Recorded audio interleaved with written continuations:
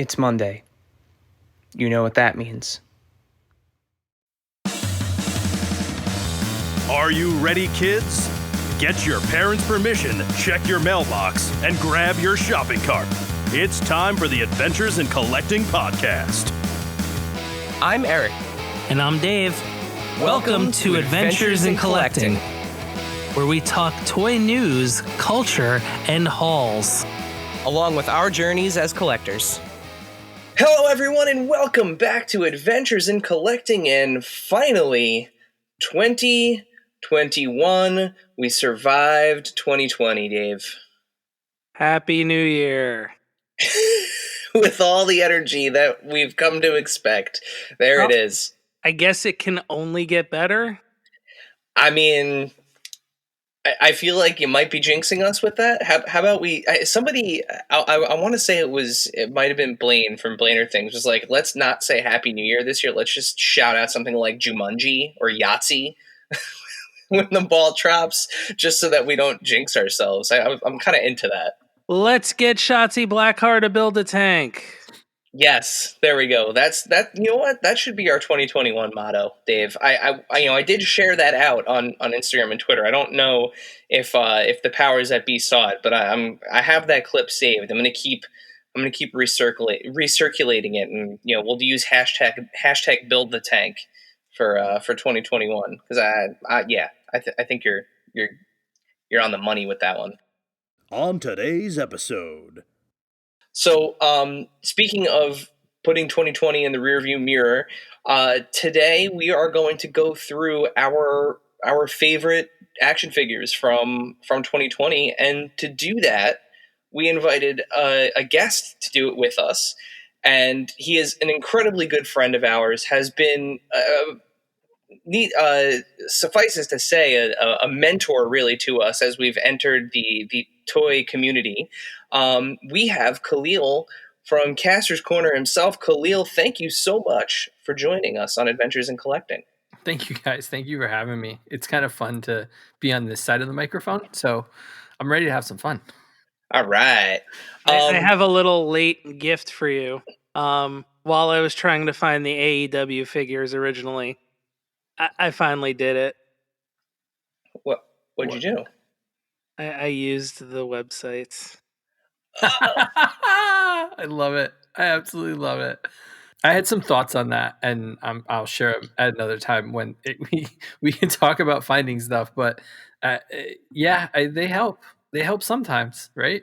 I almost sent you a screenshot of the text message when he was like, "It says they're in stock at your store." I almost was going to take a screenshot of it and just be like, "Oh, it says it. What is that? What does it mean?" That's awesome. No, I add, the only reason that I bring it up when I do is because I advocate for people to be able to find the things that they want to find. And so I think we should all use the tools available to us. But there are different ways to use them. So you used it, you got what you wanted, or Eric got what he wanted, and then I'm happy about it. It doesn't matter like how much you use it or when, just that it's available to you. That's my goal, is to kind of just help everybody find the stuff they're looking for. That was how I found that AEW shipper for when Series 1 came out. I still have not seen it, by the way. I have not seen one AEW figure in the state of Connecticut. So I'm kind of I'm interested to see what they look like. So, and I saw is it Wave 2 that they announced, or Wave 3? Wave 2 is hitting now. Wave 3 just got announced. Yeah. So I want to see them on shelves. I'm excited to see them on shelves. So I saw them in two separate stores that day. It was like I couldn't believe it. I know that the shipper exists because I went to that Rockaway, New Jersey Walmart the day after you to pick up my Cable figure. Because again, using Brickseek, I saw that they had Cable in stock. So and I saw the Belt and the UFC figures. Yeah, the pick through shipper. But yeah, it was funny. So it does exist. They are real. It's like that Eminem commercial. They do exist. Yeah.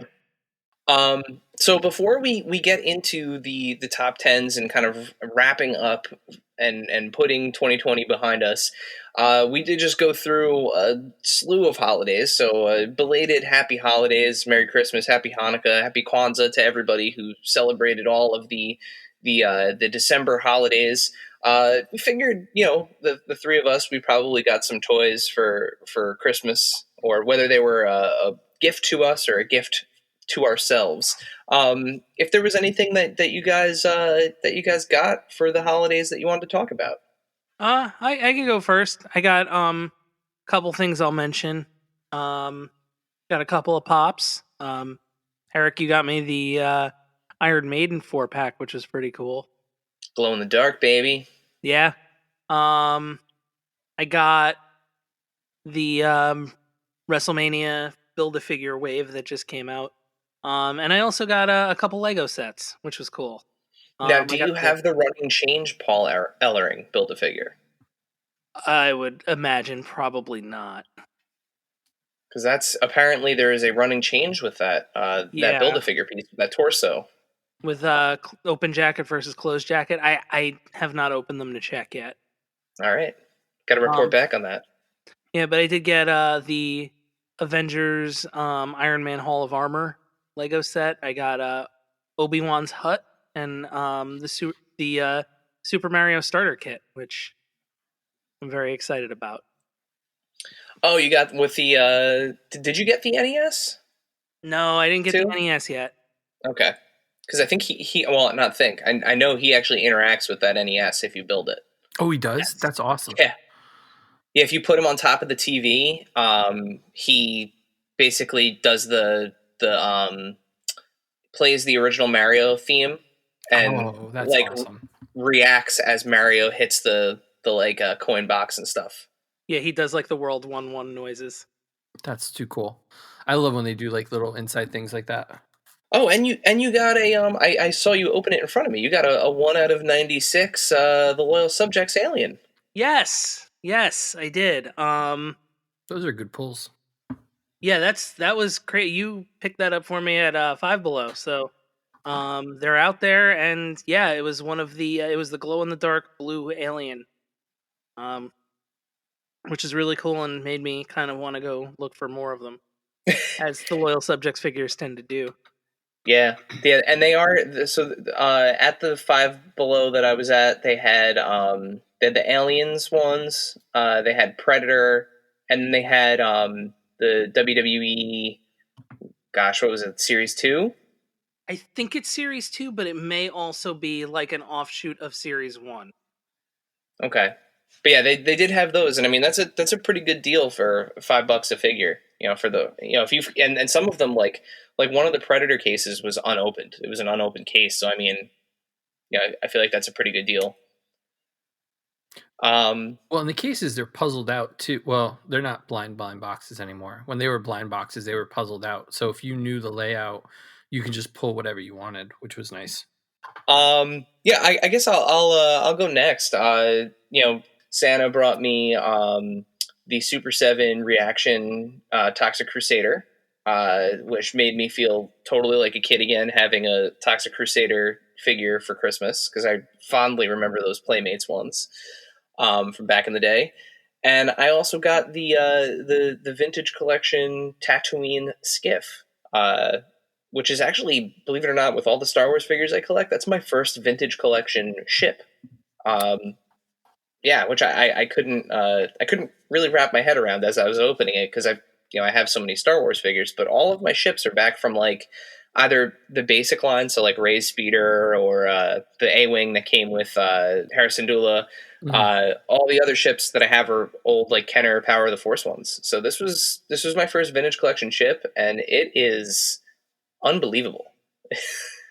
Yeah, it's a good one. I mean, I saw the pictures you took. Those pictures are really nice, really well done. So, yeah, it's a nice piece. There's an insane amount of detail in there, like stuff that like has no business being in there. Like there's parts of the ship that you can take apart that show like the inner workings. That, I mean, for a ship that's on screen for what, a few minutes in the grand scheme of things, there is an insane amount of detail in there.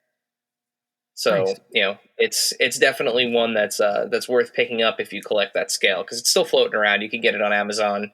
I think you can even still get it from Hasbro Pulse, but definitely worth it.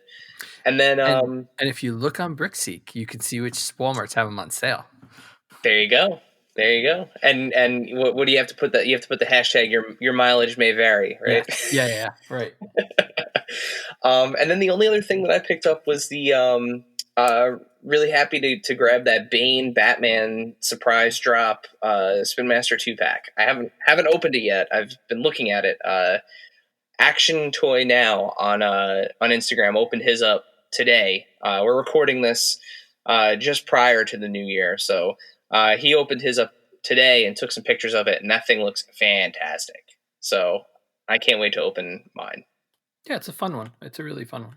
Khalil, how about you? What did you get for the holidays? So that's one of the big debates of like who can buy me what. And so I usually get clothes, to be honest with you, and like kitchen stuff and little fun gifts like that. So I would say if we're looking at what I got, probably for myself, I picked up the Lego minifigures, the new series yesterday. I got Wave 21. I was able to get all of them from Kohl's, which was nice. No doubles, so my streak is continuing. Nice. I picked up the Riddler from the Spin Master set, which we talked about. You did a live open on Instagram, and I popped in for that. Thank you for doing that, by the way. That was a pleasure. Thanks for letting me join in.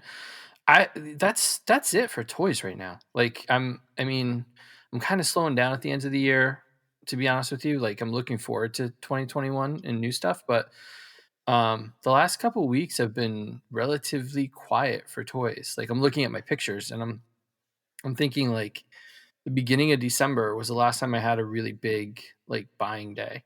Everything else has kind of just been slow, which is nice, to be honest with you. It's nice to have a little downtime. Yeah.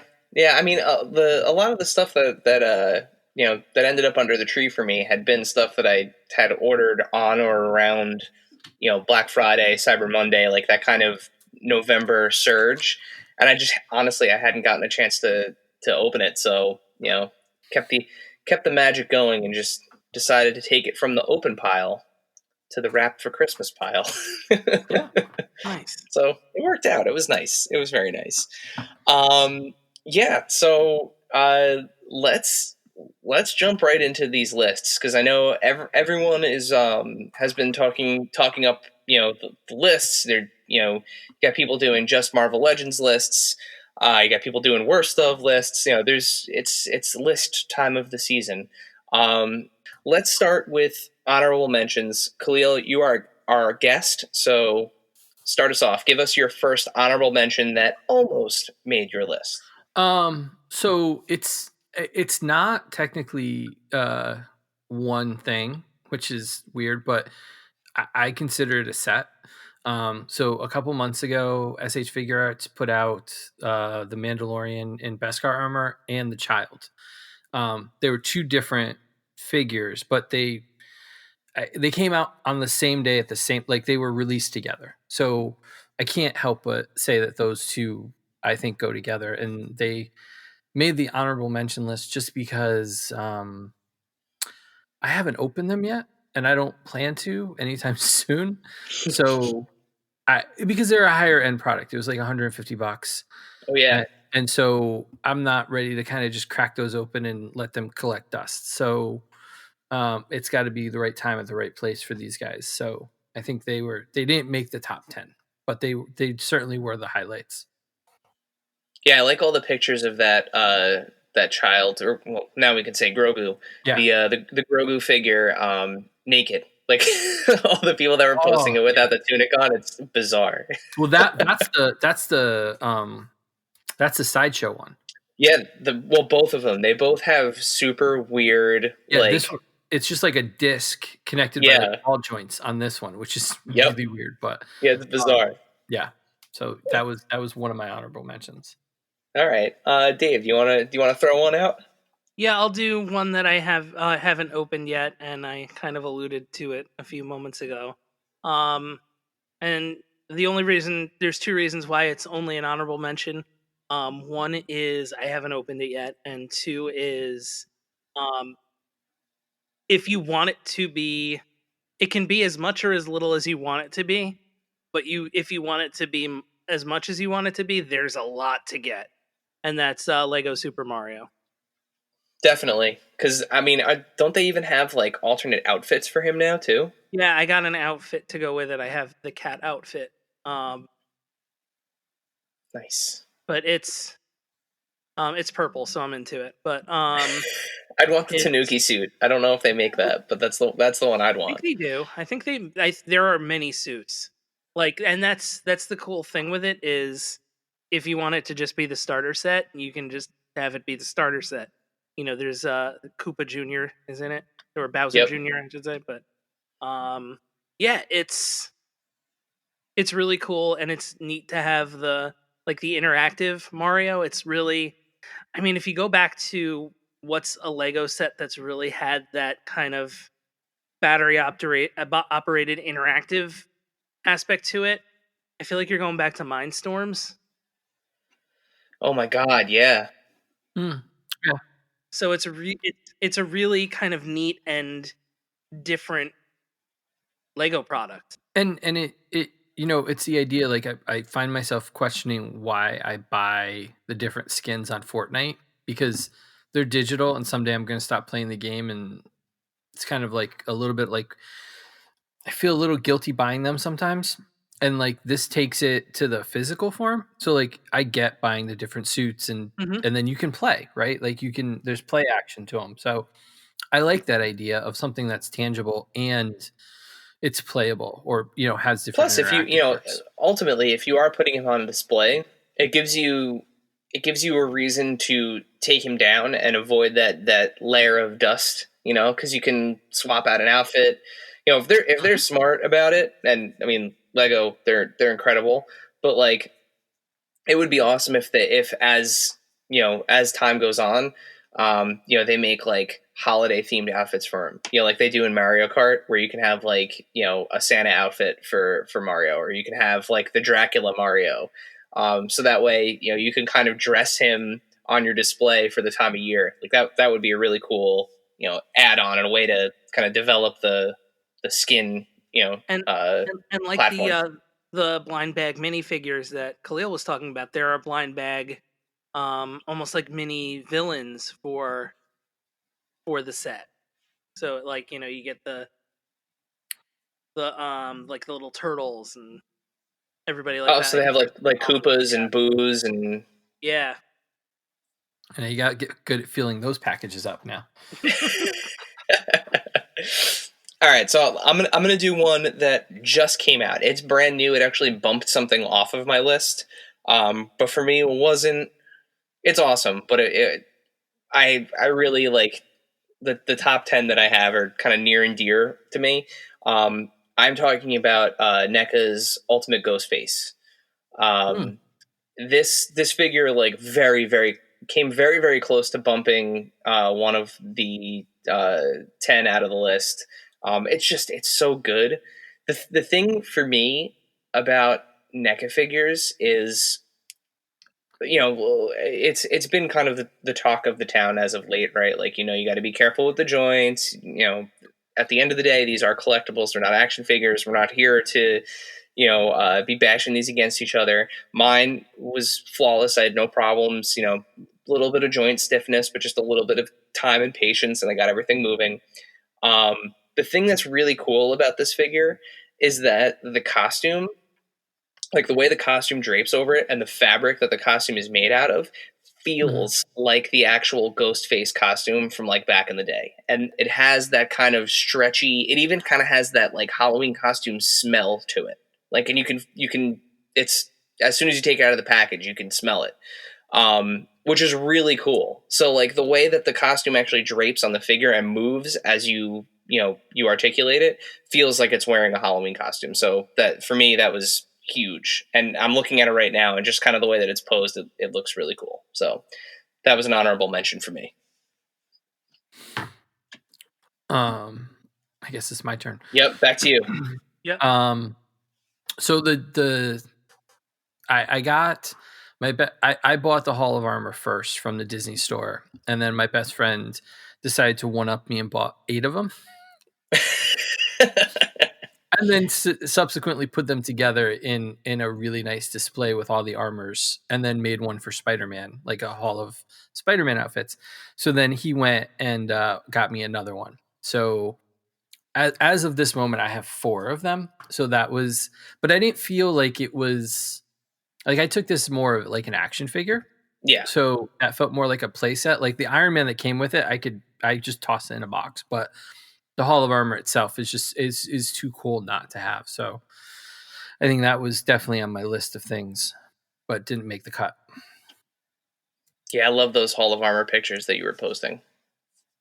Those were all his. Those were 100% his. So he did a great job with it. So cool. Dave, you're up. All right, I'm gonna go with one. This is way back from January, and it reminds me of. I actually got it the day that I went to, either the day before or the morning that I went to Disney most recently, and it has nothing to do with Disney, but it is the Ringside Collectibles exclusive first figures with the masks with the purple shirts of the Major Wrestling Figure Podcast figures.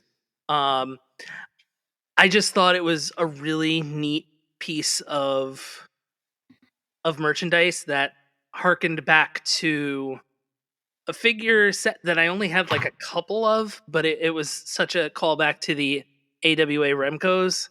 And they definitely 100% fit in that same world if you want them to. But I thought it was just really cool to have this kind of fun, limited thing. Yeah, and it's even cooler too. Like I don't know if you ever intend to open those, and I know you're not collecting the masters of the WWE universe, but like they also fit in with those now too, which is awesome. Yeah, I don't think I'm gonna open those. Yeah, I don't blame you. I wouldn't either. All right, so my next one isn't an individual figure. It's kind of I'm putting them all together as one because I honestly don't know what the future of this line holds. I don't think anybody does except for the folks over at Hasbro. I'm talking about the Hasbro Ghostbusters Plasma series. The entire first wave. So from the the 6 figures in Wave 1 from the first Ghostbusters film to the Hasbro PulseCon exclusive Tully's Terrible Night.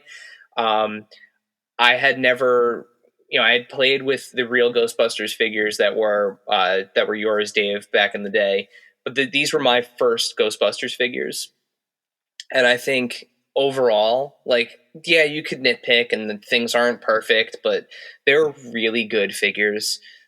They scale with each other really well. Overall, the from the deco to the face prints to the sculpts, like everything is there. They look fantastic.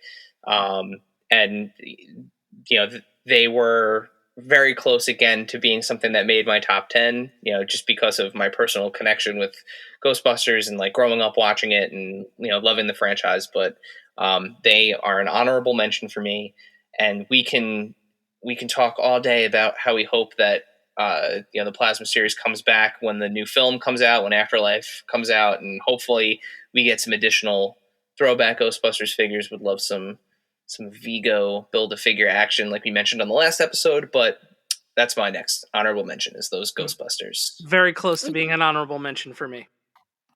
Yeah, no, they were really good. I was really impressed with them. I like them a lot too.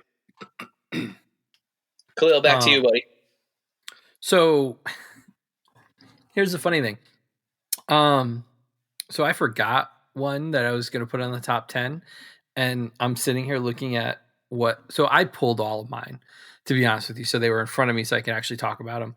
And I'm going to bump one off my top 10 list. Oh, last minute change.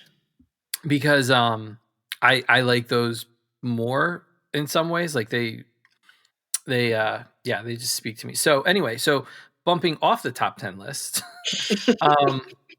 is the classified series, the G.I. Joe classified series, Destro.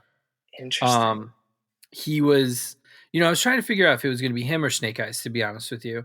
And this Destro really just embodies, in a lot of ways, everything that was Joe for me. From the 25th anniversary line, I never had Destro as a kid. I got into it late as a kid as far as the toy line goes. And so I think this Destro really just embodies what the 80s, this is like a scaled up, 3 3/4 figure.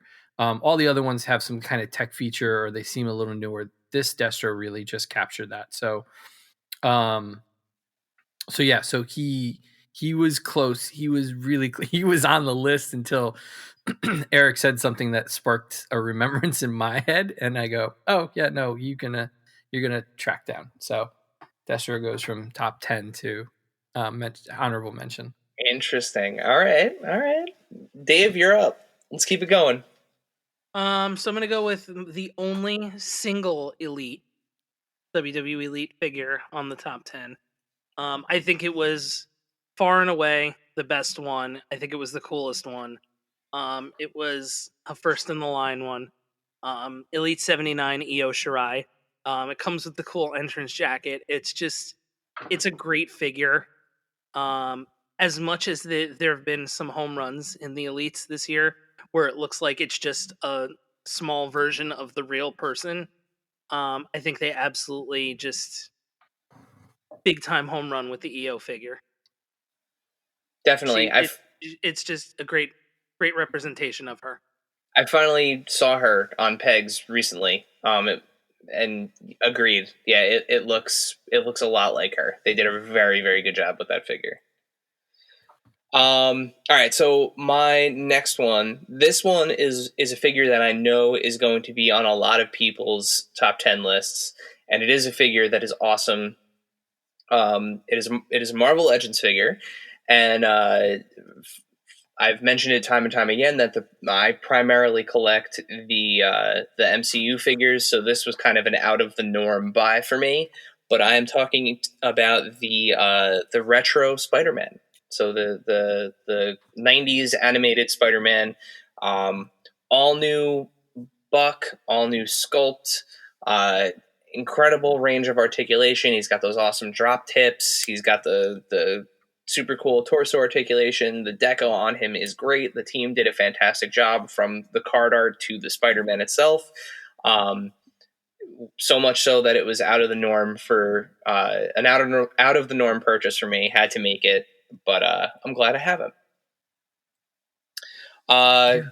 Khalil. So I'll pair that up. One that kind of was on the list but got beat out was the Green Goblin from that set. And I think the reason I pulled him was he's really cool. It's really nice to have him, but it's a lot of reuse. Like it's a new head, but the rest of them is reused from other things. So it's not necessarily an original figure for the year. And he matched the look of the 90s figure because he was so bright, like lime green. But if you look at the cartoon or even go back to Spidey and His Amazing Friends, the greens and the purples weren't so bright. So, it knocks that peg down just a little bit for me. And so that's why he didn't make it. But I think he's still a standout for the year. For sure. I mean, again, we mentioned it at the beginning. Like, you could do an entire top 10 and honorable mention list with the Marvel Legends that came out this year because it's some of the best stuff that they've ever done. But yeah, that's another. I'm looking at him right now as you're talking about him. This is a great figure. Yeah, for sure. And the Norman head just makes it perfect. Oh, so. Yeah. Dave, go ahead.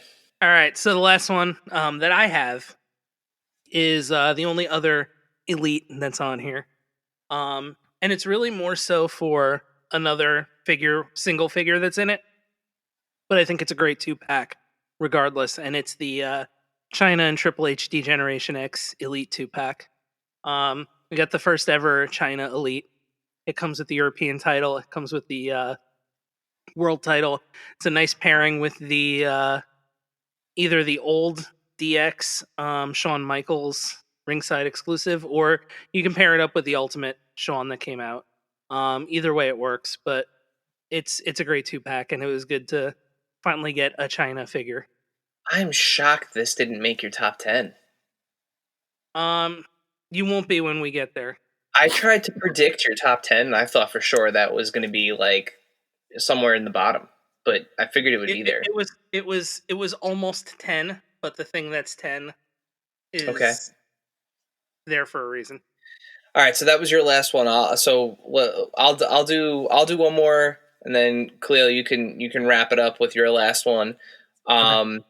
So my last one for honorable mentions is going to be the SH Monster Arts Rathalos figure.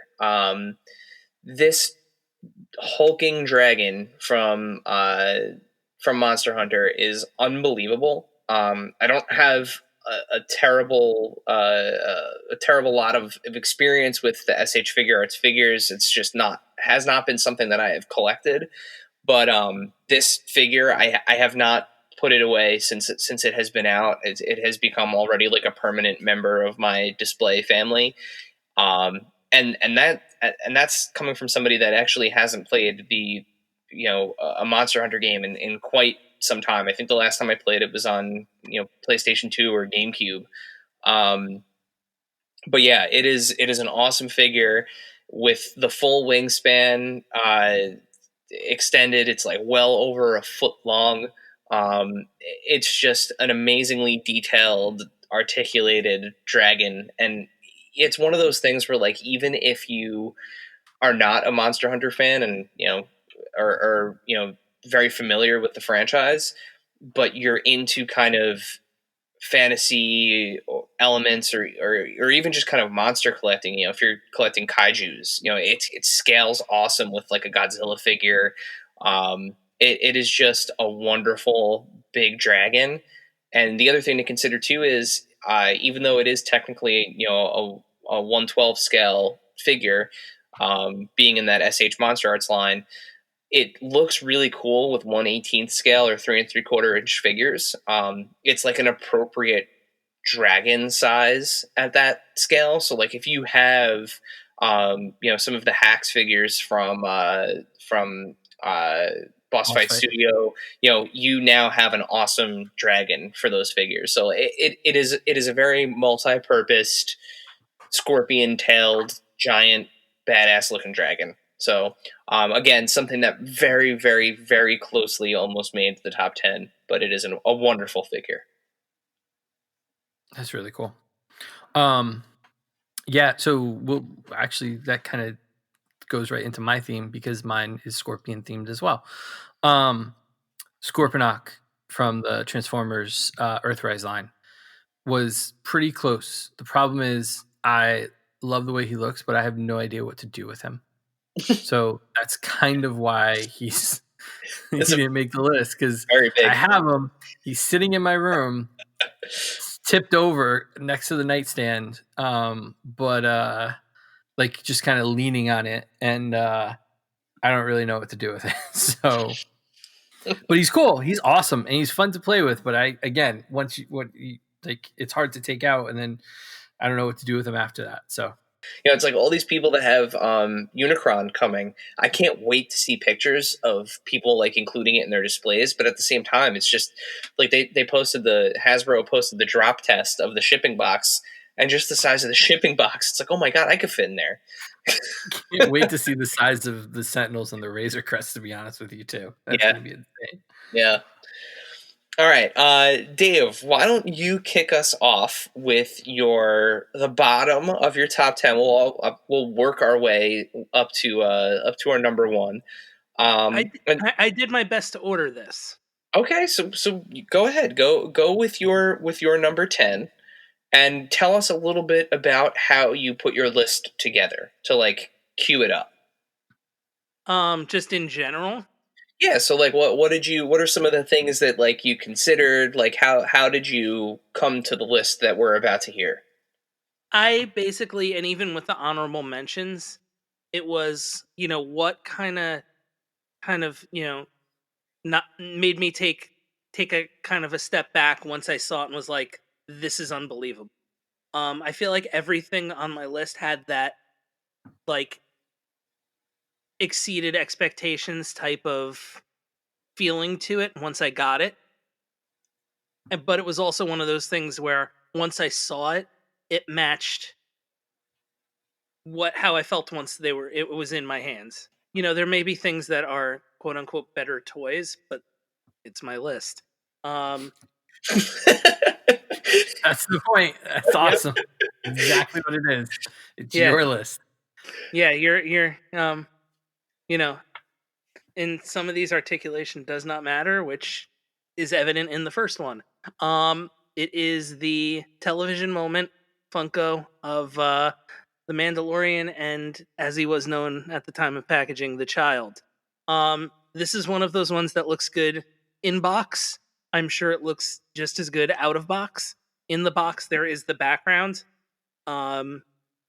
which basically is like you've got to pull this thing out of the box and put it on the shelf. That way, if you're an out of box Funko collector, but it is basically that scene from early in season 1 where it's Mando and the Child kind of walking down the street with the orange in the background and everything like that.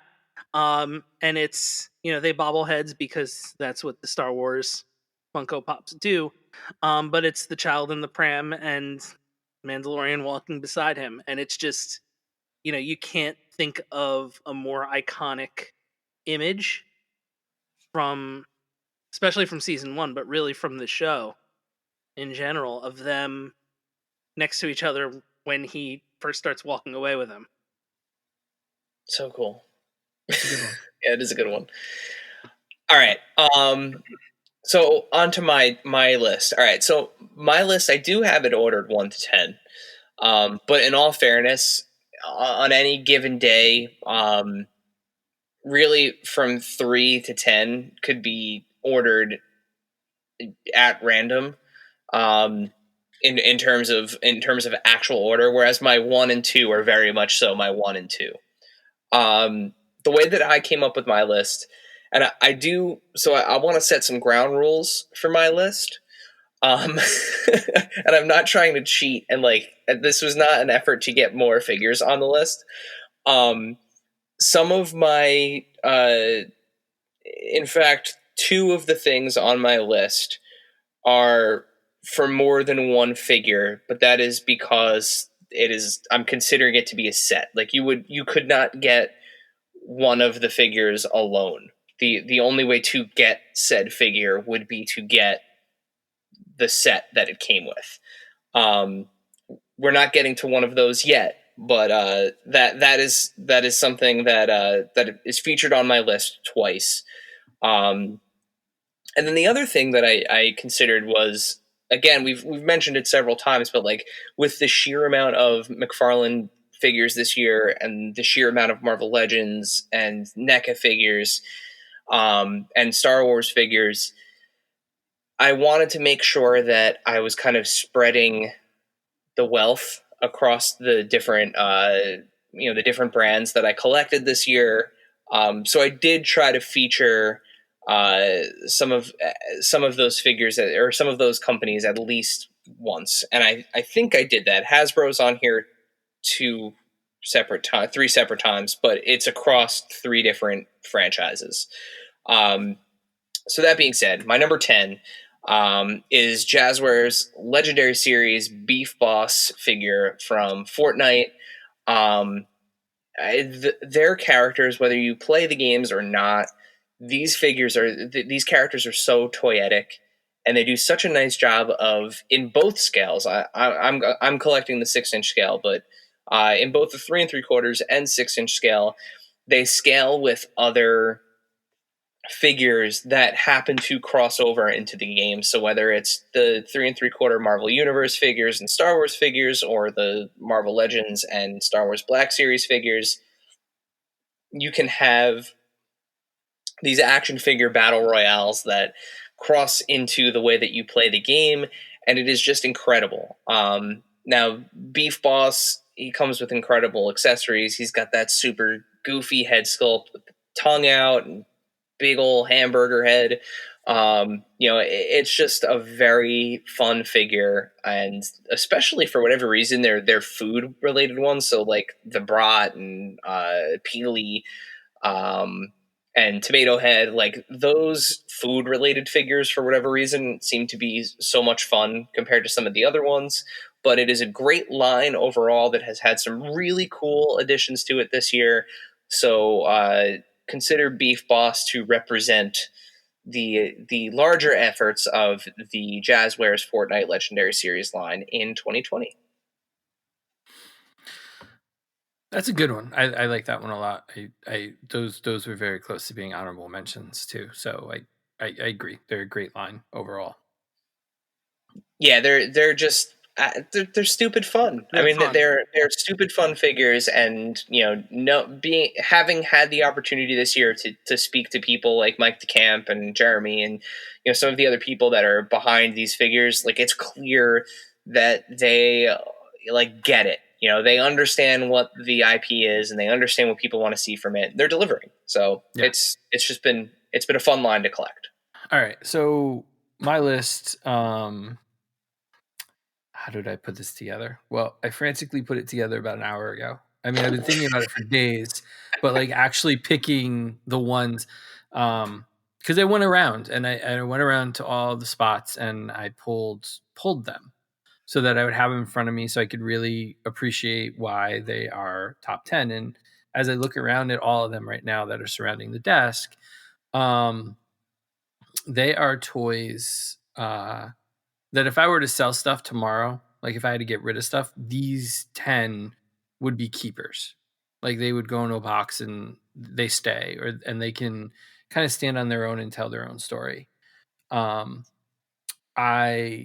did pair some up, not necessarily in an attempt to add more to the list, but felt like they either bookended each other for the year or you can't I wouldn't be able to choose just one ever. Like they just go too well together. And so there's not really a particular order, to be honest with you. There's not like a number one. Particularly like looking at all these guys, they're all number one in their own respective lines, I guess, because I don't think anybody is in the same line. So that's how I picked mine. So I guess I'll go with number 10. And I think it might have been the first toy I bought this year. Technically, the first 2020 toy. And it's the McFarlane Multiverse Superman. I think he's pretty darn classic. In color, he's got a matte finish to his costume. He's got the big billowing cape. He's got the spit curl up front. He's got like a very stoic look on him, but like a little smirk. He comes with a flight stand. Articulation's not the greatest, but he can get into that flying pose from that Jim Lee cover where Batman's sitting on the gargoyle, and it was like a wizard cover, I think it was. And he can do that pose where he's got the bicep curls, like almost like he's ready to fight, and he's got like one leg up and he's kind of flight pose, and you can do that with this figure. And the S is nice and big, so he stands out as a quintessential Superman for me, like a really basic definitive look for Superman. So now I know for a fact that all three of us have this. He is not on my list. Dave, was Superman on your list? He is not on mine. I really do love that figure. I do have him with the arm out, hand on his hip, flying pose. It was actually the first. Was it the first? Yeah, I think it was the first McFarlane DC figure I got. We will get to the DC multiverse though for me. All right, cool. So no overlap so far. All right, Dave, keep us going. What's the next on your list? So Eric, you mentioned Jazzwares. I sure did, Dave. Well, this is my first Jazzwares entry. It is a Ringside Collectible Ringside Collectibles exclusive. It is something that is a first in a long time that we've had in a major figure line. Definitely the first that's been widely available. And it is the Dustin Rhodes, Cody Rhodes, Blood Brothers AEW Unrivaled 2-pack. It represents a really cool moment in the early history of AEW. Yes, Dustin is really tall. But the fact that there is, like, if you ever wanted blood on your figures, you drew it on there. Here we have the actual bleeding figures. Like, they are as they were in the match, which is unreal, and it's a really cool kind of attention to detail thing that Jazzwares did for those figures. Yeah, I mean, I'm sure we will talk more about the AEW Jazzwares figures as our lists continue here, but that is a really cool set. All right, so next one for me, moving up, is my tribute for the vintage collection offering this year from Hasbro, is the vintage collection Moff Gideon figure from Hasbro, from, of course, our main villain from The Mandalorian, Giancarlo Esposito. They absolutely nailed his likeness. I think this, if it isn't the best, it's one of the best 3 3/4 inch vintage collection face sculpts they've done.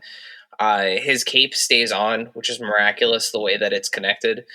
You'd think it would be constantly falling off if you looked at it sideways. The Darksaber, while simple, is that painted white line on it is a nice contrast. It articulates well. It stands. It has great center of balance. It photographs really well. It is a fantastic figure, and I think a great representation for what Hasbro has offered this year in the vintage collection. It is a good one. It's a really good one. I agree with you.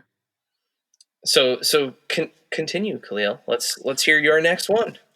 Okay, so Dave, you're probably going to have to help me with this because I don't know. I don't know what line it's part of. Okay. I just know I like it.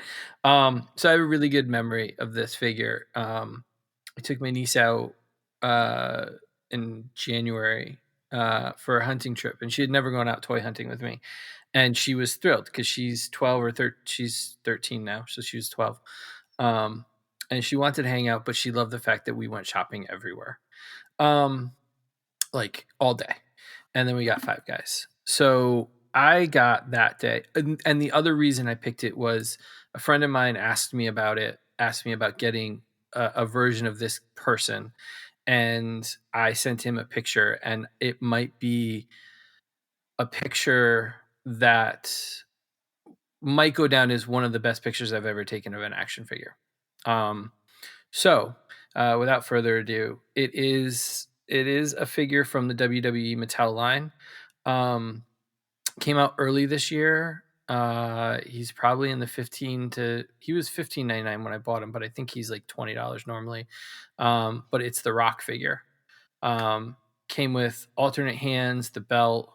It's got his tribal tattoos, so it's from him later. He's bald and later. But I'm not sure which. I don't know enough about wrestling figures. It's the bald one? Yeah, it's not the Ultimates where like it's like the $30 figure, but it's the one where you get like it was him and Lita in that set. So I got him and Lita. I was gonna say it's probably the Royal Rumble one. Yeah. Okay. That's a great one.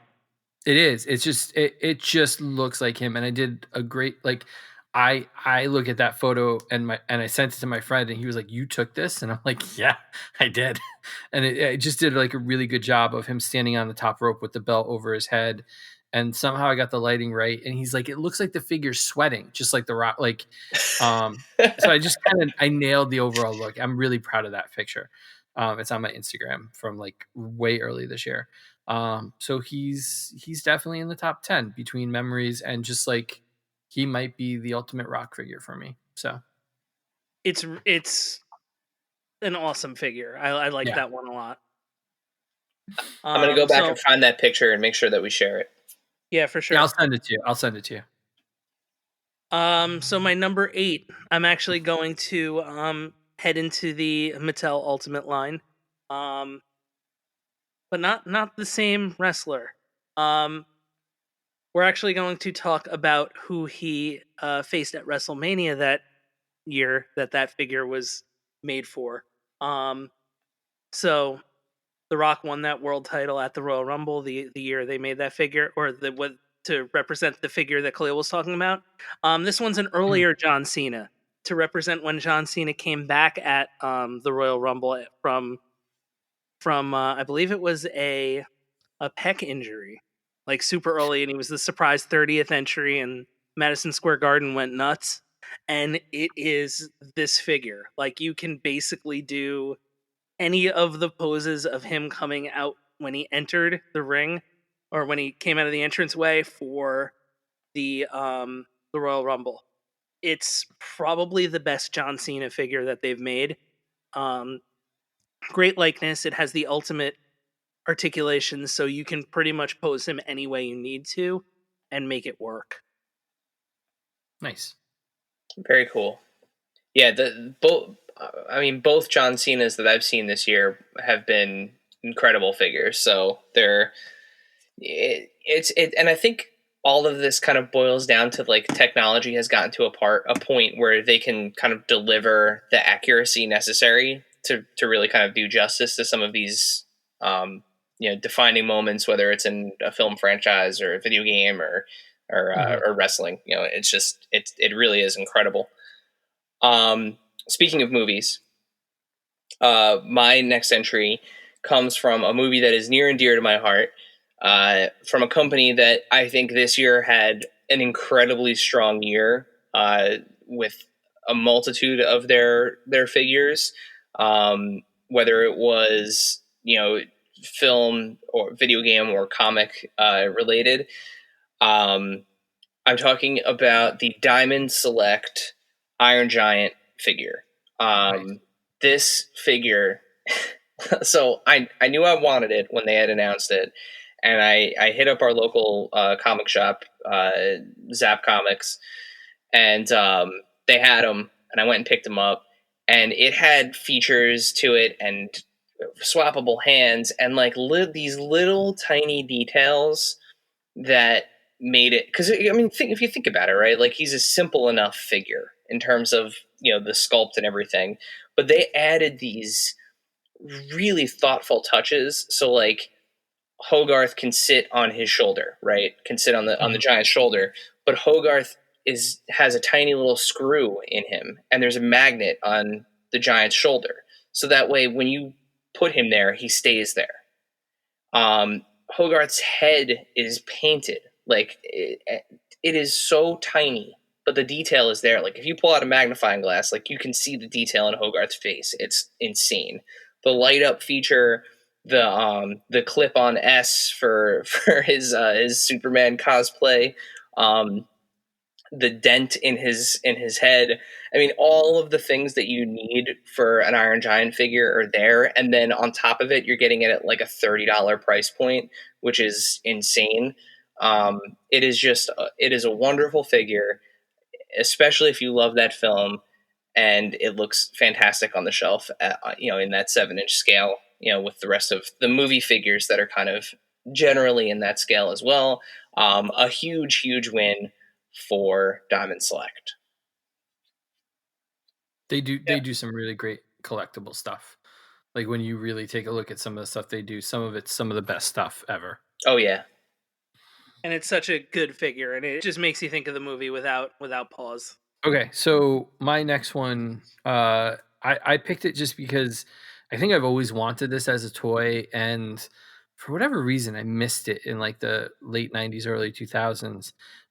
But this kind of makes up for it at a price point that you really can't beat.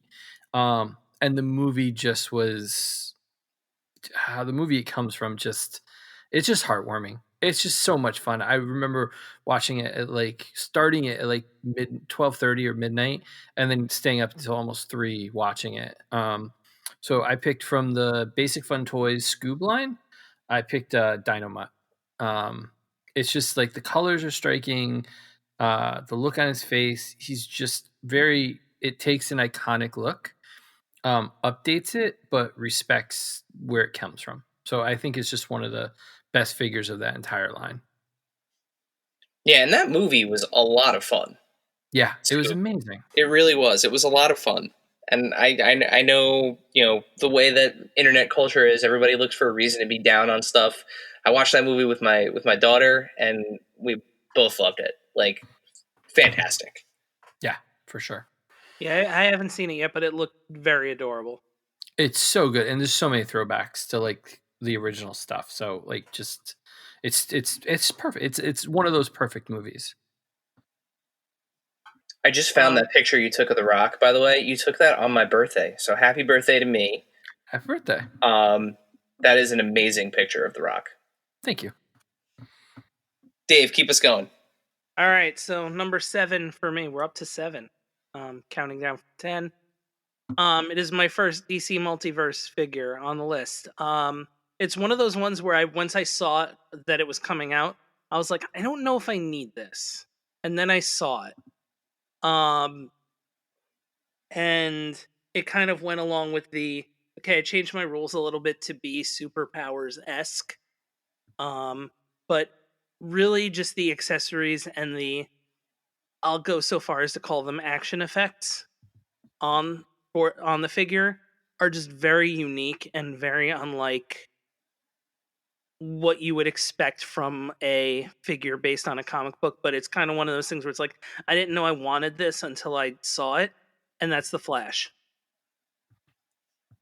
Yeah, I had the same reaction with that figure. I also bought him. Did not think I was going to be bringing him home until I saw him in person. Yeah, just those lightning effects are super cool. The effects make the figure. Like there are issues with the figure overall for me, but those effects just like ratchet it up so much higher. Yeah, between the effects and his grin, that like smirk. Yeah, the smirk is really cool too. Yeah, for sure.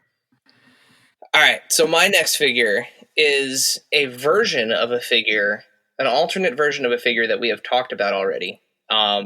Clearly, you bumped his normal version off of your list, but I knew this was coming. Yeah, I knew this was going to be this. Coming in at number 7 for me is good old. It's hard out there for a profit director. The PDD Profit Director Destro on the G.I. Joe Classified line.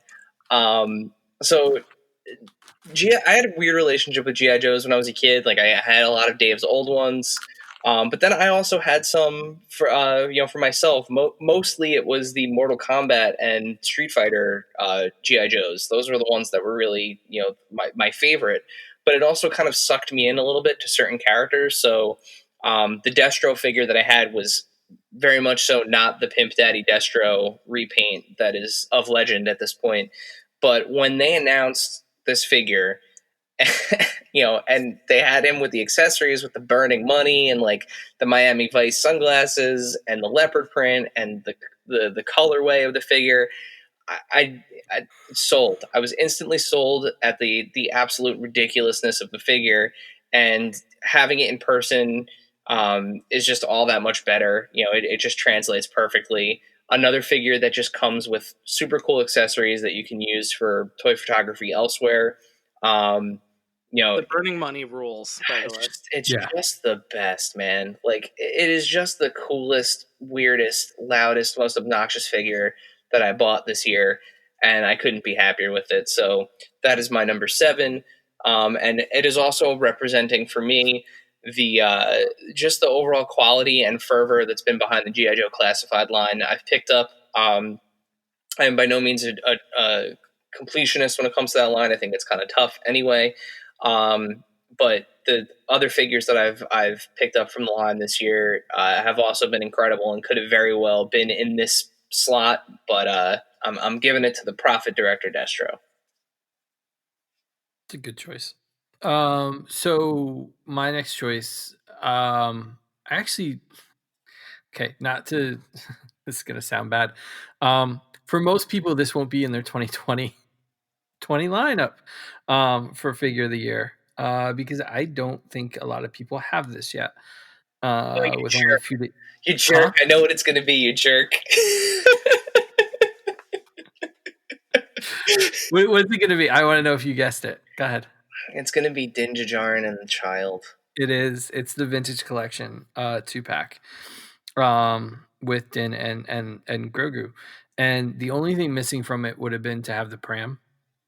But it's got like the armor that's kind of beat up after the Mudhorn fight, and it comes with like the ice cream maker with the bars of Beskar and backpack, and the unmasked head is not as bad as everybody's made it out to be. Um, I think the version that came out in the Moff Gideon wave is this. It's the same one except with cleaned up armor, and I'm really looking forward to that individual child figure. But the accessories alone, you can't beat this. But for the vintage collection, the detail work, the size, and everything they did with it is stunning.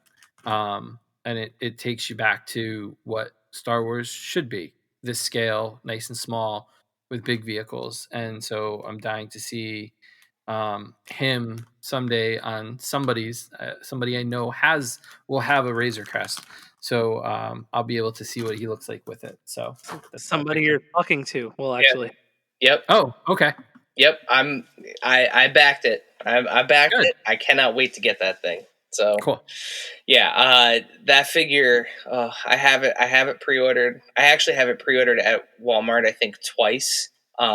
It popped up again recently, and I pre-ordered it again just in case they cancel Just in my case. original one. Yeah. That is probably that right now. That's my white whale of a figure. That's the one that like I hope I can get. It's You'll get it. for me who's not collected Star Wars figures in a long time, where I'd even be like, I'd consider getting this one just to have it. Yeah, it's just overall cool, even in the package, like not even having to open it. It's just like a nice, like little complete set, you know? And it's got that super cool. I know some people are like, "Ugh, it's ugly." If the people who are saying, "Ugh, it's ugly," don't understand Kenner Star Wars figures, but it's got that like super fat, the child sticker right on the bubble. Yeah. Yeah. It's just, Yeah. it's perfect. It is such a perfect Throwback. Yeah. Yeah, it's amazing. Jealous. Dave, you go. All right. So it is, speaking of perfect, my number 6 is what I think is too, as of printing, because I haven't received any of the new ones yet or purchased any of the new ones.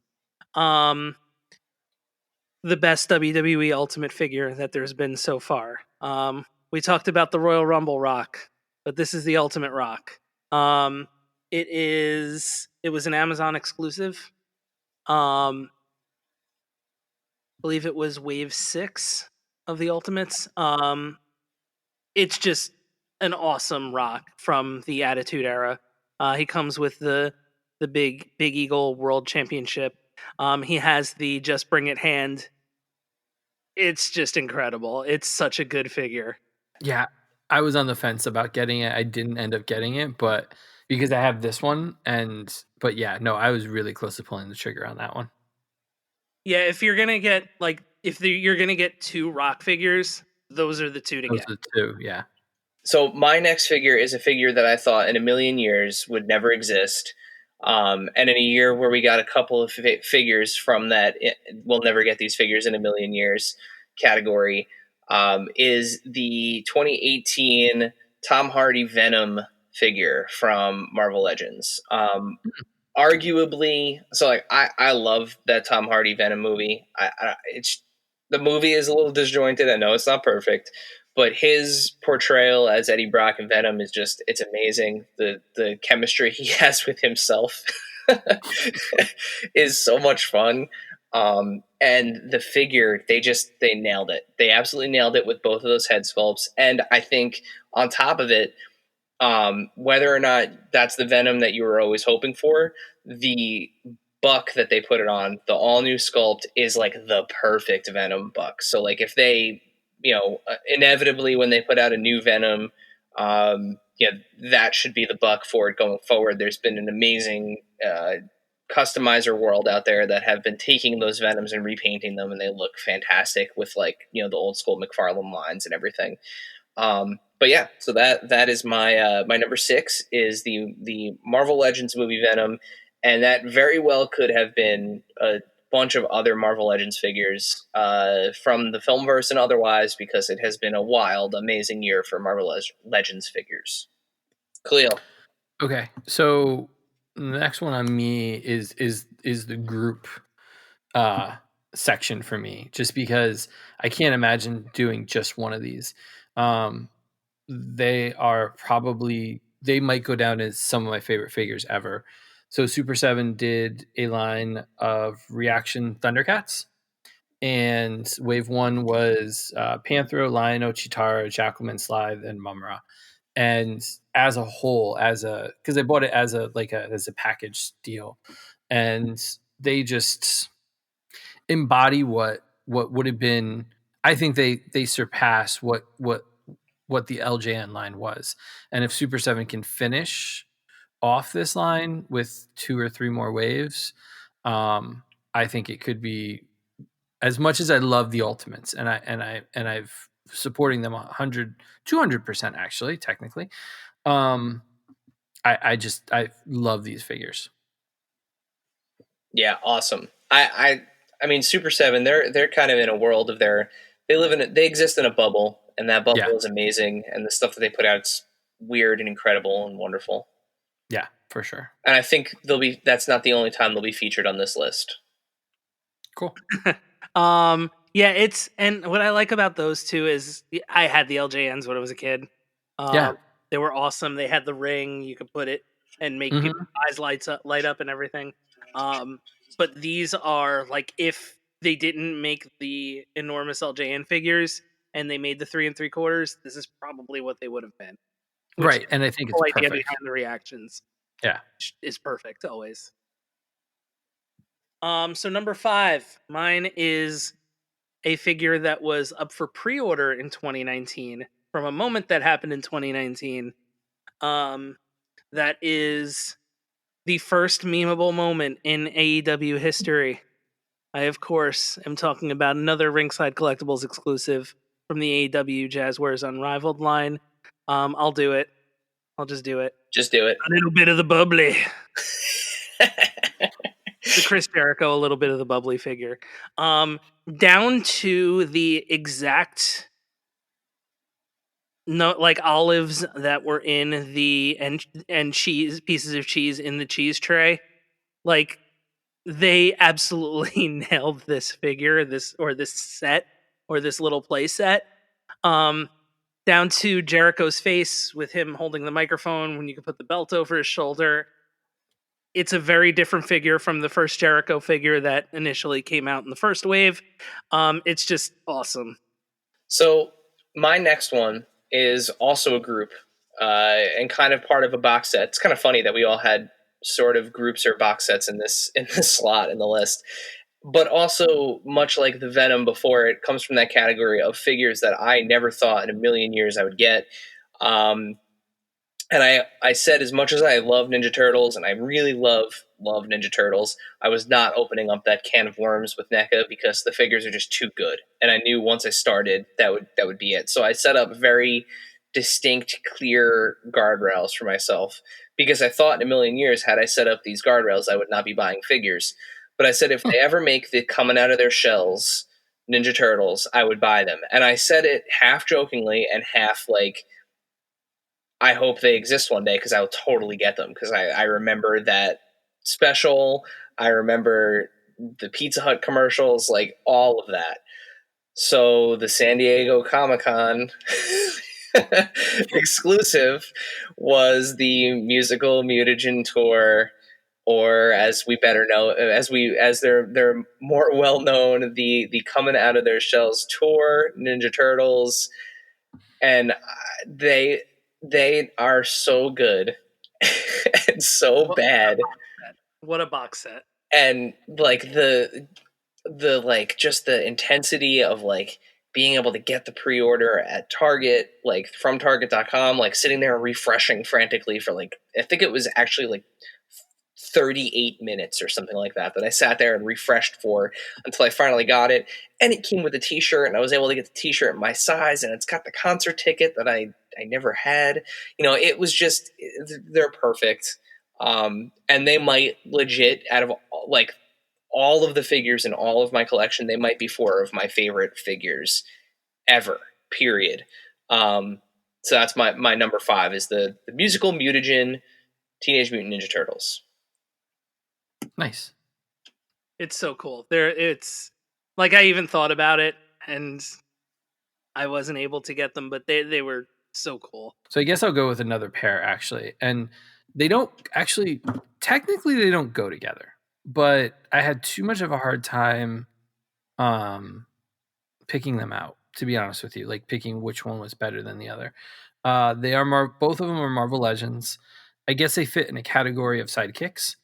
And I think one of the reasons is I think for whatever reason, growing up, I kind of gravitated towards the sidekicks.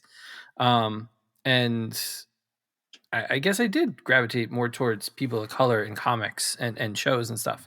So having this year getting both War Machine and Falcon in really iconic looks and just really well executed figures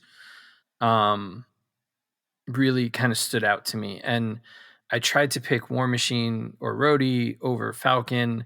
And then as I was leaving the basement and looking at a box, I saw that Falcon was in a box. I'm like, no, Falcon was supposed to be on the list. So I went back and grabbed him. And then I went back and forth and just was like, I can't pick them. So I would just say they definitely kind of the sidekicks of the year who have elevated to more than that in the thanks to the MCU. I think Don Cheadle and Anthony Mackie really took those characters and ran with them, and looking forward to both of their own TV shows coming to Disney Plus. So I am so pumped for that Falcon and Winter Soldier show. And the Armored Wars. Like, I think the idea of Armor like Wars Don is gonna Cheadle. be cool. Yeah, I think both. I think we've seen stuff from Falcon, so I'm a little psyched about that and have no idea what the Armored Wars is going to be like. But just the fact that we live in an age where it's like Falcon, Winter Soldier, Armored Wars, and Nick Fury all have their own shows is just a testament to what good Disney has done with the MCU in creating a more inclusive world. And that's, I didn't want to get on a soapbox, but No, I think that they just really kind of capture that. totally, and it's super important. I mean, characters like Miss Marvel having her own show, it is Yeah. it is a wonderful time to be a Ironheart. yeah, that's right. Yeah. And Ironheart got Yeah. announced too. That's that. Yeah. Yeah, it's a wonderful time to be a comic book fan, and and to have this progressive thought behind everything is really it is wonderful. And all these people to look up to. I think that they've all created people to really look up to. So, Dave, keep us going. All right, so number 4 for me is a figure that I've alluded to this being on the list already. It is a figure that I didn't another DC multiverse figure that I didn't know I needed until I saw it. And it was one of those figures where I was like, do I want to like break the kind of pseudo superpowers and cinematic figures to get this? And so the first time I saw it, I passed on it. The second time I saw it, I was like, this figure to me is just entirely too cool. Just the construction of it, the effect that it comes with. I just think this figure is awesome. And it's a great representation of what you can do to take an animated character and put it into a figure that's supposed to kind of look like a actual person. And that is the DC Multiverse McFarlane Toys Teen Titans Cyborg. that's a good one. That's a really good choice. I like the translucent blue where you can see the inside of the body, the brain, like that. It's just such a cool figure. And then the rocket blast or the laser blast that comes out, it's more of a rocket blast that comes out of that you can use to switch out the hand. it's so cool. Booyah. Like that's one of those figures where I saw it and I was just like, this is just a really cool figure. And I need to get this. Nice. Yeah, awesome addition. My next one is okay. So my next one is Spin Master Batman, and I'm talking about the 4-inch Spin Master Batman. But I am going to go specifically with the one that comes with the 3-in-1 Batcave playset. Not because I like that Batman particularly more than any of the other Batman, but I think the fact that we have a 4-inch Spin Master line that has amazing play features for kids, and also has this, element of collectible for for adult collectors, but also this amazing fun throwback to the Kenner Batman figures with like the elaborate play sets and these amazing play features and fun accessories. And I think that set, the Batman with the Batcave, really kind of embodies the whole line. It has been an incredible year for this line with Spin Master, whether you're just collecting the Cape Crusader stuff or the DC United stuff. It is an awesome line, and I have way more variations of Batman than I ever thought that I would have in 2020. But at the same time, I have a Talon figure with a shoulder mountable owl, and that's incredible in a 4-inch figure. So so the Spin Master 4-inch Batman figures, but specifically the 3-in-1 Batcave version, is where I'm going for number 4. Nice. So I'll continue with that theme, I guess, to go into mine. So earlier in this year, so how do I say this? So this isn't necessarily, as far as figures go, the best, but I think the sculpt and the paint on it elevates it to the point where it's a near perfect figure.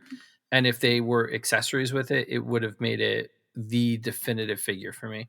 I'm talking about I don't even know what to call them anymore, to be honest with you. It's either DC Collectibles or DC Direct, and I'm not sure what company they were when I bought this figure, to be honest with you. But it's the Essentials Batman figure, the kind of 80s blue with the big yellow and black bat on him. So not the modern look, but more the classic look with the royal blue colors. I just think for me, it looks like the Batman I grew up with. So it captures the look that the Superpowers figure was based on, and really just it is a definitive Batman look for me. And I wish we had either alternate hands and unmasked head. I mean, it can go on and on. What they could have done with this Essentials line and really made it like the line of toys, but it's DC Direct, so we take the good with the bad, I guess. Yeah, we don't know what's going to happen. No, we have no idea. So but it does stand out as one of the best Batman figures I own in my entire collection. So awesome pick, Dave. Let's keep rolling with your number 3. All right, this is where it got tough to kind of differentiate 3, 2, and 1. Although I'm very comfortable with my 3, 2, and 1. So this one is probably the only time I've ever opened a box and have been just completely blown away by the packaging more so than the figure. But the figure inside of it is really cool too, to the point where I kind of want to get another one. So that way I can keep one open and one not. a true collector. Yeah, there you go. Ryan Tate would be proud of you. Yeah, it's the Diamond Select Gentle Giant Tron from San Diego Comic-Con that came in the Disney Home Video clamshell. Yeah, that's a good one. Tron from the poster, and all of the effects, and it's the same figure as the Tron that was the regular Diamond Tron figure, but the fact that it's the movie poster / box art Tron, and it's all the like bright colors and the blues and the reds, like it's so cool. Yeah, it's an amazingly painted figure. And doesn't it? It's like mostly black, isn't it? Yeah, Right. it's mostly a black figure, so it's mostly negative space like the poster. Well, speaking of figures that are painted mostly black, Dave, my number three is going. I think is going to surprise a lot of people. May even surprise you guys. But I have talked extensively about this figure and how good it is and how weird it is, and I can't believe it exists. And I was kind of hyped for it back at Toy Fair. I am not shy about my love for this artist as a musician, but I am talking about the All the Good Girls Go to Hell Billie Eilish figure from Playmates Toys. This figure is looks like it has walked straight out of the music video and onto my shelf, and it looks incredible with my Mutagen Tour turtles and my old school Palisade Toy Company animal with the Dr. Teeth and the Electric Mayhem stage.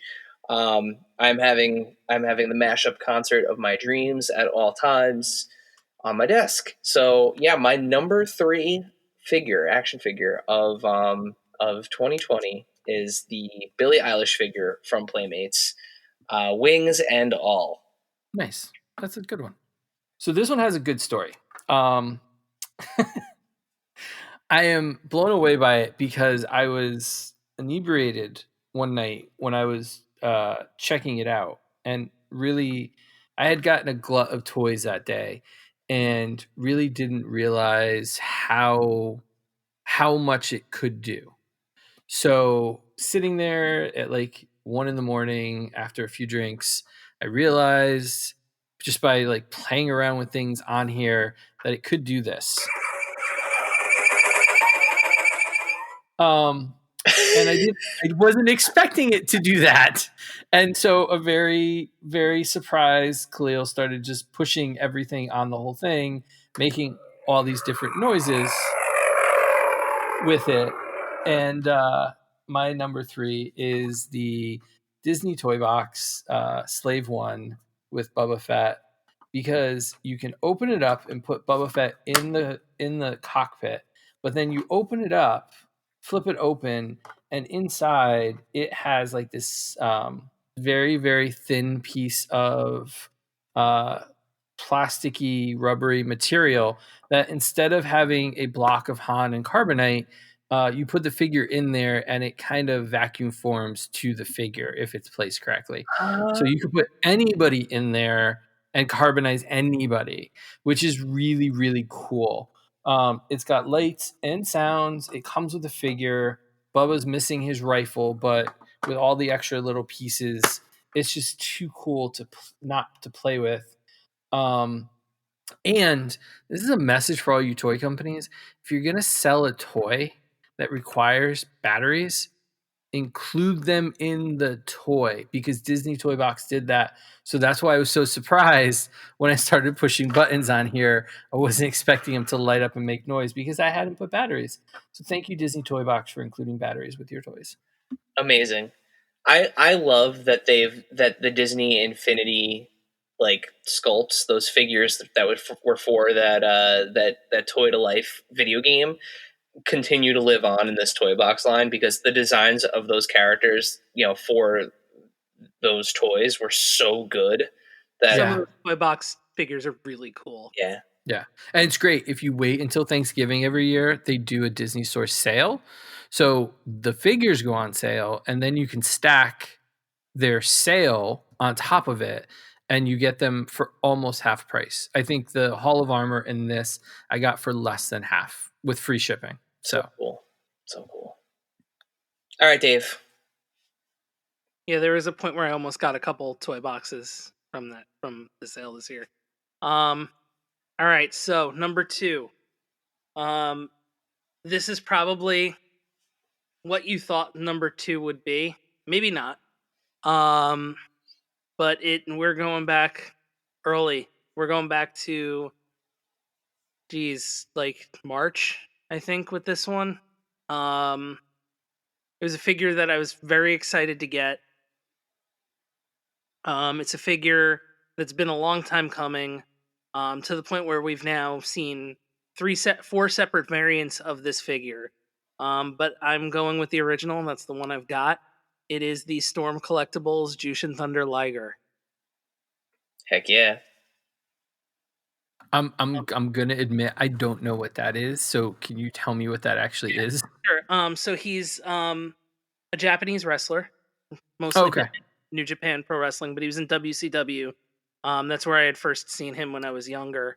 Early '90s, he was there. But he's actually Nice. he's a manga character, Yeah, right? he's a manga character that they Okay. licensed out to make a figure of, which is why Nice. Okay. that character's figures are separate from the regular New Japan figures Mm-hmm. because of the license for him. And he's a wrestler who just recently retired, so they've put out a couple extra figures that have been tribute. One was is exclusive to a Japanese company called Knots, which is Mm-hmm. the super hard to come by one. And then there's two Ringside Collectibles exclusives, and then just this kind of general, able to get everywhere, Jushin Thunder Liger. But he's like one of the greatest cruiserweight wrestlers of all time. Nice. Cool. Yeah, and it is a stunning figure, and a figure that will go down in Adventures in Collecting history, Dave, because it was the first unboxing that you did for It was. Adventures in Collecting. So It was my first unboxing. all right, so my number 2 is a figure that was my number 1 until I got what is my number 1. One of my favorite characters in any type of media since I was a kid has been Spawn.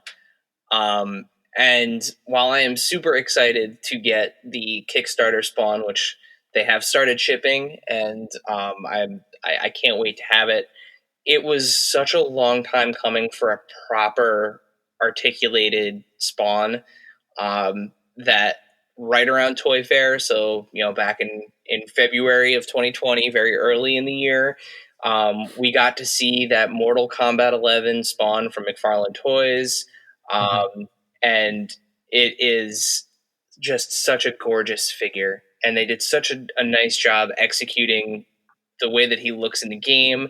And yeah, it's not like that classic crisp, clean lined Spawn that we're used to seeing from the comic books. It has kind of more of this movie realization kind of feel to it. But it is a gorgeous figure, and we had waited such a long time for a proper Spawn figure to finally have one, and for it to kind of live up to the hype of what we saw, is super exciting. So again, like, waiting for that Kickstarter Spawn. I'm very excited to get a shipping notification from McFarlane and Kickstarter with that. But until I'm gonna go then, as far as to say that we're that close enough to the end of the year that's next year. yeah. If it arrives in 2021, I'm counting it as a 2021 toy. I actually think, from the pictures that I've seen, I actually think the labeling, like the actual physical labeling on the toy, is 2021. So we'll have to see about that. But yeah, so the Mortal Kombat 11 7-inch Spawn from McFarlane Toys is my number 2. So my number 2, Steve Evans is probably not going to be happy with me because it's not number 1. Even though he's not on the Star Wars team anymore, he definitely said that this was in the works while he was part of the Star Wars team. And so we got our first Ewok this year. In the Black Series line, we got Tebow, and then we got another one in the San Diego box set. And the only reason that this Ewok is not number 1, Steve, is because this is not Wicket. It's the only reason. If this had been Wicket, it would have been number 1 for me. But because it's not Wicket, it's Tebow. I mean, the detail work, the fuzzy little body that they made, I think it just I can't even, like, it really captures it. But the problem is I have like tons of Ewoks from the vintage / Powers of Force, whatever you want to call it, collection. So like Tebow isn't gonna do much for me, but when we get Wicket, he will be my number one of the year, unless I don't know, they make a transformer that actually transforms or something. Like, it would be hard for Wicket not to be number one at some point. So that's my number 2.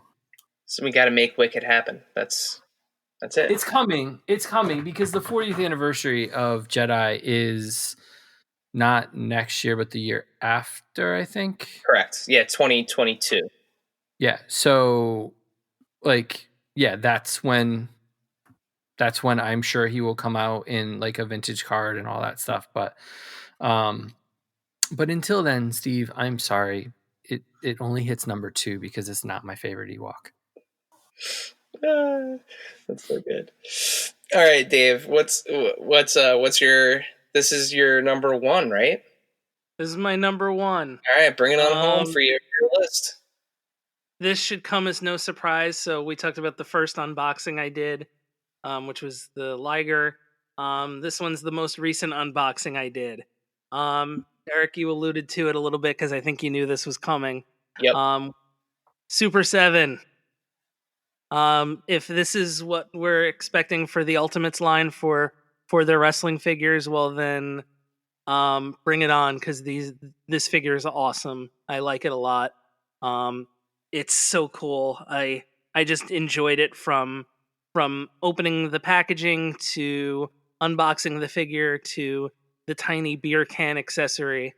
Of course, I am talking about the 8th wonder of the world, Andre the Giant.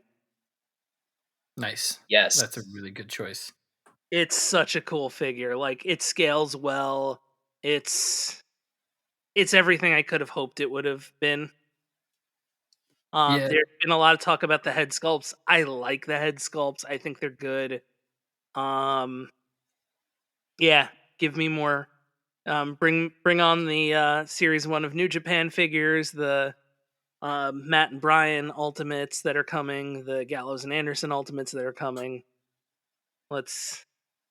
Again, Super 7 just existing in that awesome. bubble of just doing like whatever the hell they want and doing such a good job at it. It's crazy. Nice. All right, so my number 1. My number 1 is a figure that came out very early this year, but I got it late. So I've only had it for a couple months at this point. Not even one of my favorite characters from DC Comics or even the Batman universe, but this figure is just so cool. And it's so big. And it moves like no other figure I have ever had that is this size and this bulky. And it is actually only my second interaction with a figure from this brand outside of your Jushin Thunder Liger when we had our little pose session with him, Dave, back when we could see each other. My number 1 figure of the year is the Storm Collectibles Injustice Gods Among Us Bane. It is just, for me, it is a marvel of articulation and deco and detail. The way that they use different types of plastics and rubber to hide articulation points and make the figure move naturally. The accessories are simple. You only get 2, or you get 2 additional sets of open hands, opposed to the fists that come on the figure initially. But it is just so good. And it may not be everybody's ideal, version of Bane. It is very much so the version from the video game. But it is fantastic, and it scales really well with the other McFarlane DC Multiverse video game characters. So like the Arkham Asylum Batman and Joker and the Arkham Origins Deathstroke look fantastic with this figure. It just blends right in. So it huge win for me from Storm Collectibles. It is a fantastic figure, and it is my figure of 2020. Okay, so I guess it's up to me to wrap out the list. So this was one of the harder choices, but I think it, for me, it works, and the reason that I picked It's a pair. It's another pair. And it's one that kind of kicked off the year for me, and then it's also one figure kicked it off and one figure ended it. So I think it's a nice little dual pairing of the two. And they're kind of forever linked. So I think it warrants them being together.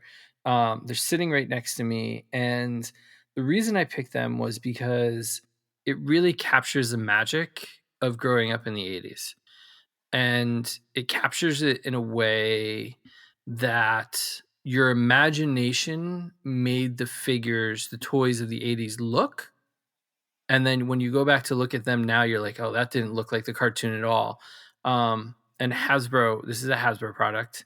Hasbro really knocked Transformers out of the park this year with Earthrise. And so my first kind of leader class of the year, I think it's leader class. Yeah, I think it's I always get them mixed up. Optimus with his trailer. Mm-hmm. Is part A, and part B is finishing off the year with Bumblebee. They both look like the cartoon that I always wanted them to look like as a kid. They transform really well. They scale really well next to each other. Prime comes with his trailer, and Bumblebee just has that magic look to the head sculpt that they did. And I couldn't separate the two. Like, they've been sitting next to each other in a box right now, like as I'm organizing, and I really couldn't be happier that they made him a beetle.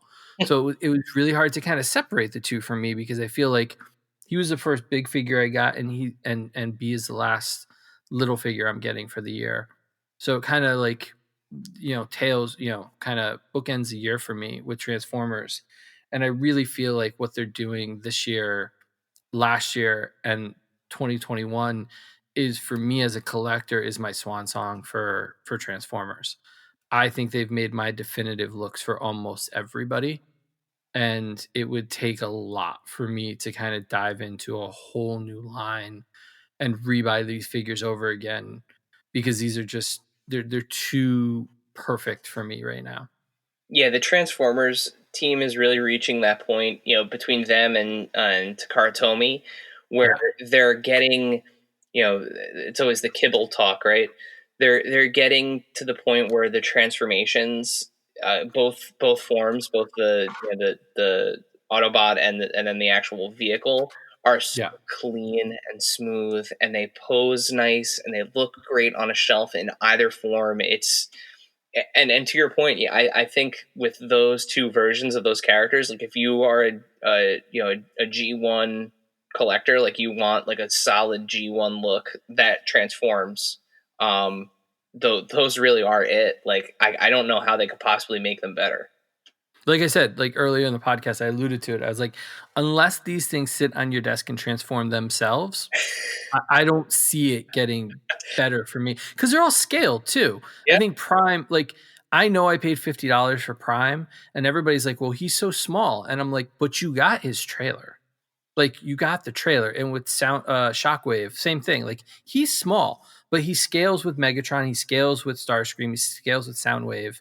So, like, they're keeping up a scale. Like, B is so much smaller than Prime. Mm-hmm.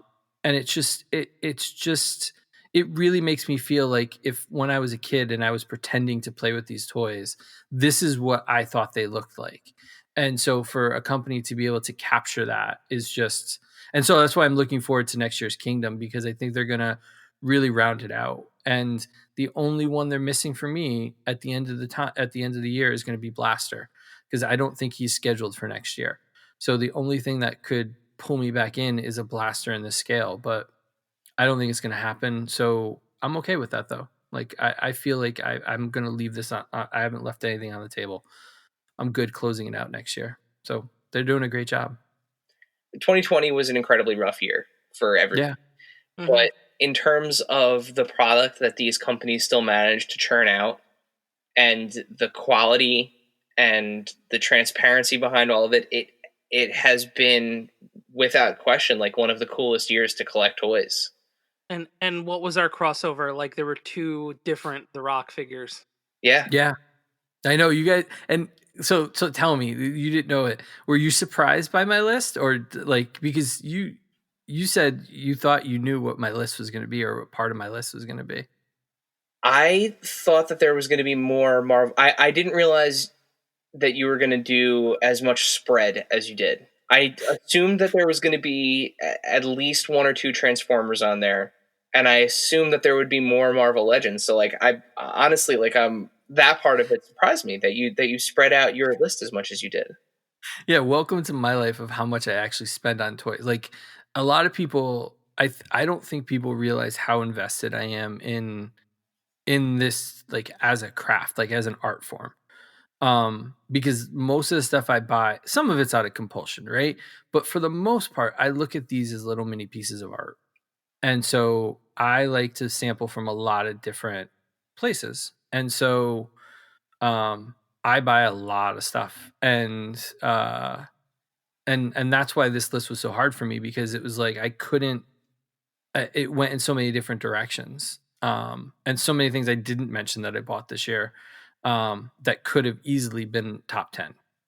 100%. There are things that I absolutely adored that I I had to leave out. You know, when you only have 10 slots and a couple of honorable mentions, it's tough to include some of the things that still mean a lot to me and are great, but like they didn't like blow my socks off like the Yeah. everything else that was on this list. So Yeah, um, like think of like anywhere from 3 to 5 illy figures a wave, or like the Batman variant, the Batman Detective Comics 1000 variant. That Superman that was Khalil's honorable mention, or was that in the top No, 10? that was in the top 10. But like the armored Superman or any of the dark metal figures that they came out with were like they were insane. Like Mm-hmm. all of that stuff could have easily made I mean I could have done a top 10 of just McFarlane, like Eric said earlier, like could have done a top 10 of each one of these lines Yeah. and still had a hard time picking 10. It's none of us mentioned the NECA Back to the Future figures.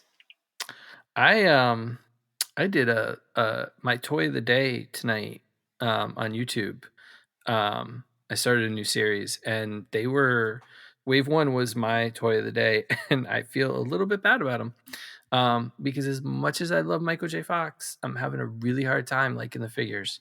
Really? So, yeah, sorry to say it. Like, I think the fragility of them is one thing, and I think I hope that the next Marty that they put out has a neutral face, because I feel like they've made every Marty so far look like Macaulay Culkin in Home Alone with the aftershave.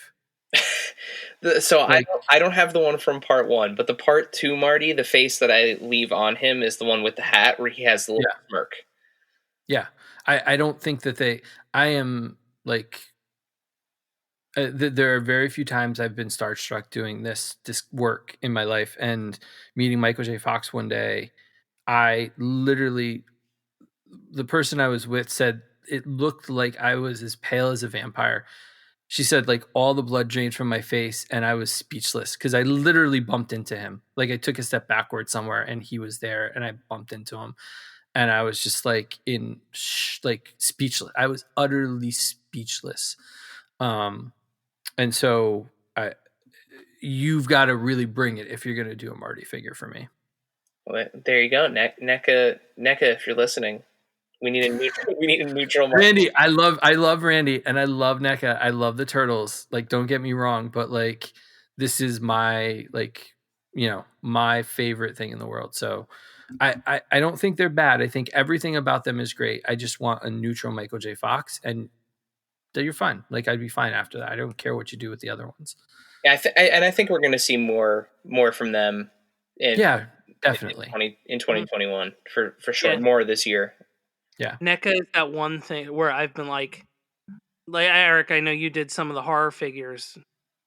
If I did, like, oh man, I would need every Jason. Like, I would need, and I can't do it.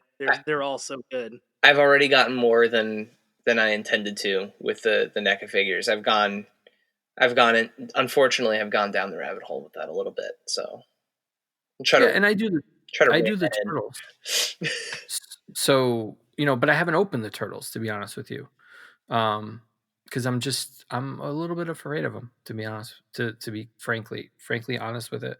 I think they look amazing. But from a collector's standpoint that wants to pose them and put them out, I'm a little worried about them. So that's what kind of keeps NECA at bay for me, knowing that. Yeah, you really have to. I mean, with kid gloves, as they say, you have to with them. I have maybe 10 or 12 NECA figures at this point. I have only had one break on me, and I returned it and swapped it out for another, and the other one was fine. And actually, there was going to be a NECA figure on my list, but I didn't think you guys would let me. It's a figure I bought this year. It was a figure that was commercially available for the first time this year, but it technically wasn't a 2020 figure, so I decided to leave it off the list. It's the Hal Jordan. Oh yeah, I was going to say one of the two packs. Yeah, that might be my favorite Hal Jordan figure ever. So, I do love NECA stuff. It's just, if you're going to do a Michael J. Fox figure, you got to do it right for me. Fair enough. Well, listen, I think this is a perfect opportunity to wrap it up. Let's put 2020 in the rear view mirror. Let's move into 2021. There are a ton of really cool things to look forward to from all these toy companies that we love. Khalil, thank you so much for joining us on Adventures in Collecting and going through it with us. Thank you, Khalil. Thank you, guys. Tell everybody where can we find the podcast? Where can we find you on Instagram if they aren't following you and hearing from you already? So on every social media platform, from Instagram to YouTube, which you should try now because I'm doing a daily show every day, we are at Kastor's Korner on everything. And then if you're looking to contact us or looking to find any of our stuff, KastorsCorner.com, you'll find the podcast, you'll find the Instagram, you'll find everything. So you can always land on KastorsCorner.com for everything. And a big thank you to you. You barely knew, had barely interacted with us, and still, one of our fondest memories was bumping into you at Toy Fair and having a super lengthy conversation with you out of the blue, and all the way through from February to now. I mean, you have been an amazing friend, and we're very happy to know you. So thank you so much for everything you've done for us. Thank you, guys. It really means a lot. And with that, we're going to wrap it up, and we will see you guys next time. Thank you, dear listener, for hanging out with us today. Subscribe, rate, and review us wherever you listen, and then tell your friends to do it. Thanks also to Joe Azari, the golden voice behind our intro. Our music is Game Boy Horror by the Zombie Dandies. Find more about them both in our show notes. Follow us on social media at AIC_podcast on Instagram and Twitter. Stop by and say hi, show us your toy hauls, and share your toy stories. Maybe we'll talk about it in a future episode. Don't try this at home. Void where prohibited and some assembly required. Each sold separately, not a flying toy. Consult a physician if your toy run exceeds more than 4 hours.